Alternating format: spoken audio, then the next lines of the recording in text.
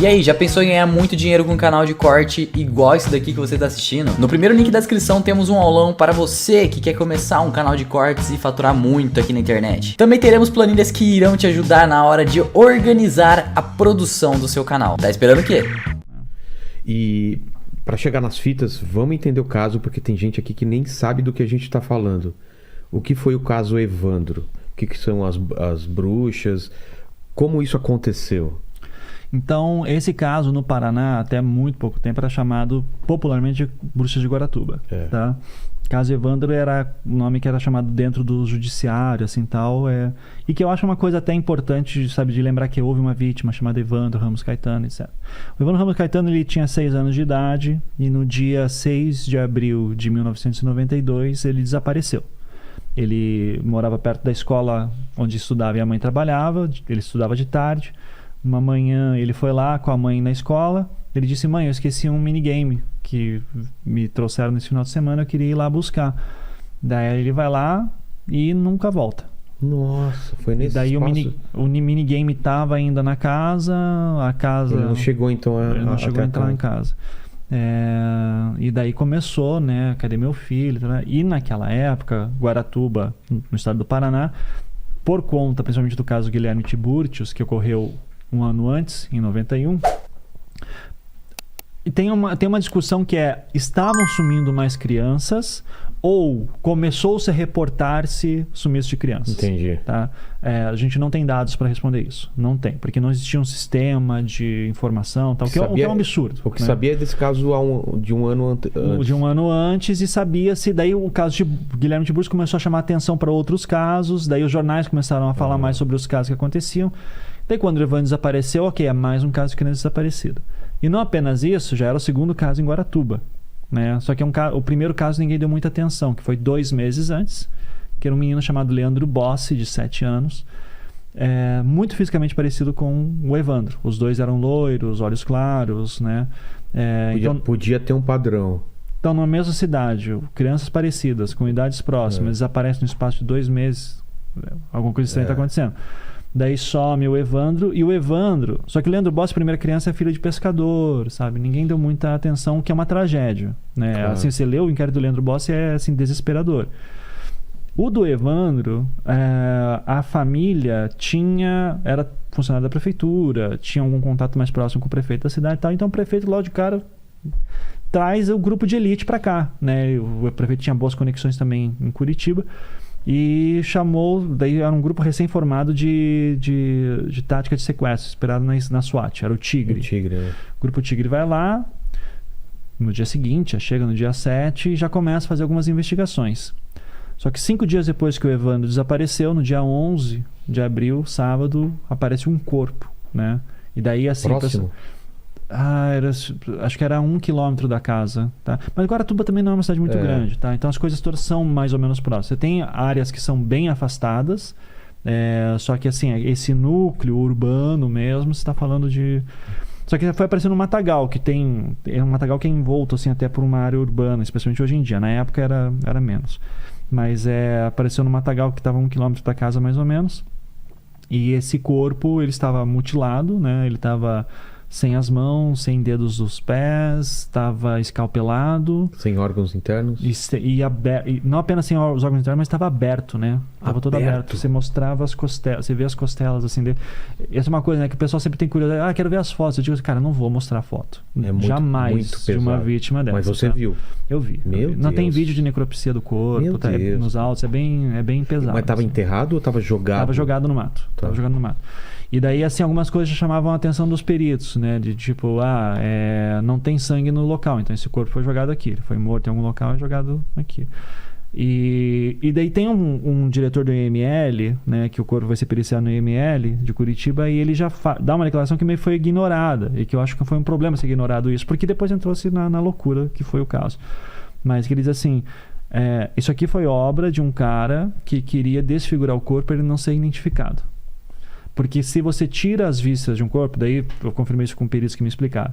Se você enterra uma pessoa, os órgãos eles incham e soltam gases, e isso demora todo o processo de putrefação. Agora, se você tira os órgãos internos e você tira as mãos, né, para não ter impressões digitais. Exato. Você escalpela assim a ponto o rosto ficar sem identificação. Você não tem fios de cabelo, não tem nada. Tira alguns dedos dos pés também. Como é que se identifica? Não é porque não tem DNA. E mais, se você enterra esse corpo nessa condição com ele aberto e sem os órgãos, ele vira esqueleto mais rápido. Então, pensa, 1992, não tem DNA. Depois vai ter. Esse próprio caso vai ser um inovador nesse sentido do uso do DNA no Brasil. Mas você encontra uma ossada de uma criança sem mãos. Quem que é? Quem que é? Não dá pra saber. Pode ser essa, pode ser aquela. Se não tiver objetos... A identificação era feita assim, né? Com objetos pessoais e contatos próximos. Tinha próximo daí o calção... Então vamos dizer, se ela virasse ossada, ele tá com calção, ia estar com a chave, estava próxima também. Mas assim, ele estava jogado no mato, nessa coisa horrível. E daí começou o Grupo Tigre diz assim, ó, que não é mais um caso de desaparecimento, é um caso agora de assassinato, a gente vai investigar. E aí já começa um erro, ao meu ver, tá? Que o Tigre não era especializado em homicídio, né? Ele é especializado em táticas de resgate de reféns em situação de cárcere. Mas, conhecendo a polícia brasileira como por mais que seja um grupo especializado, homicídios é uma coisa que todo mundo investiga em algum ponto e todo mundo teria capacidade de fazer isso. E era um grupo de elite. Então, assim, você estava realmente com um grupo de elite investigando. E eles passam a investigar esse caso. No primeiro mês fazem uma série de diligências. Pegam depoimentos com muita gente importante, assim, ao meu ver, assim, pro caso. Daí no segundo mês os trabalhos já começam a minguar e no terceiro, assim, quase não tem nada. Então uma reclamação que a família do Evandro tem é que o Grupo Tigre começou a fazer corpo mole e tal. Eu entendo ele, eu não sei dizer se realmente foi corpo mole porque queria ou porque se estava chegando em beco sem saída. Beco sem saída, né? Da onde a gente vai a partir daqui? Eles tinham alguns suspeitos e tal. Só que daí um membro da família Caetano, o Diógenes, começa a ficar incomodado. Ele era um primo de segundo grau do Evandro, só que ele é um cara bem mais velho. Então ele é sempre chamado de tio do Evandro. Tá. E ele era o quê? Ele trabalhava do quê? Ele era engenheiro civil, até hoje. E ele, antes de ser engenheiro civil, ele foi policial civil por 10 anos. E foi também, antes de ser policial civil, ele foi policial militar por 1 ano. Isso na época da ditadura, né? Então, ele tá lá... ele tá ficando muito... Daí ele largou toda a carreira policial porque ele terminou a faculdade de engenharia e queria dar uma condição melhor para a família, super compreensível. E foi trabalhar em Guaratuba, né? Voltou de Curitiba, depois se formou, foi para Guaratuba. E daí acontece a morte do Evandro. E ele começa a correr atrás, assim, tipo, vou fazer uma investigação, vou tentar ajudar a polícia, o Grupo Tigre no primeiro momento. Só que as coisas que o Diógenes falava, a polícia não conseguia verificar, e o pouco que conseguia verificar não ia dar lugar. Então, ele estava fazendo, de acordo com a própria polícia civil, ele estava dando pistas para a polícia que não estava em lugar nenhum, estava perdendo tempo. Tipo, a gente precisa investigar esse caso que a gente está indo em beco sem saída. E o Diógenes interpreta isso como, eles estão escondendo alguma coisa. Eu acho que eles estão me evitando porque eles estão próximos da família Bage. Daí que é o outro equívoco do Grupo Tigre. Mas é um equívoco assim, super compreensível quando você entende como é que funciona uma cidade do interior e quando vem uma equipe da capital para ajudar numa investigação num crime tão grave. Os policiais chegaram, o prefeito disse assim, eu vou dar estadia para vocês. Tá? Porque eles não têm dinheiro. Claro. Até tinha lá, podia ficar num lugar da polícia, não sei o que, mas eles não... Mas o prefeito queria, não, eu vou pagar um bom hotel para vocês. Podem ir em restaurantes, vou pagar tuas contas. Usem meus carros se precisarem de viatura, né? Então vão.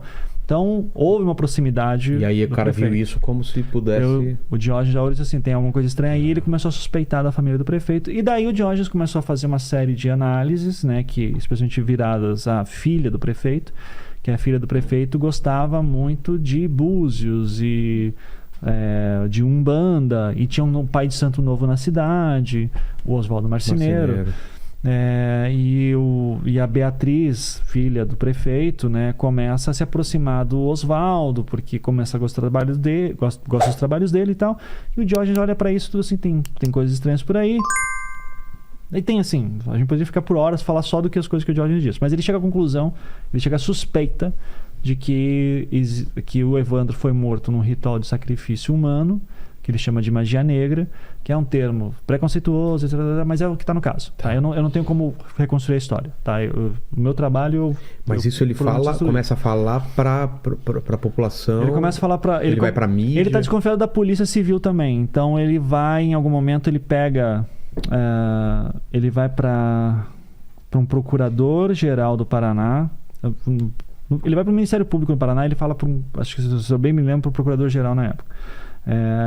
E ele dá um depoimento que ele mostra todas as desconfianças que ele tem. Isso é no... Cara, faz tempo que eu escrevi isso, mas se não me engano no final... É em maio, metade de maio de 92. Ou seja, já está sendo investigado há um tempo, né, o caso Evandro, e não está chegando a lugar nenhum, e ele está desconfiado que o Grupo Tigre está fazendo corpo mole e está sendo ludibriado pela família do prefeito, a família Abage.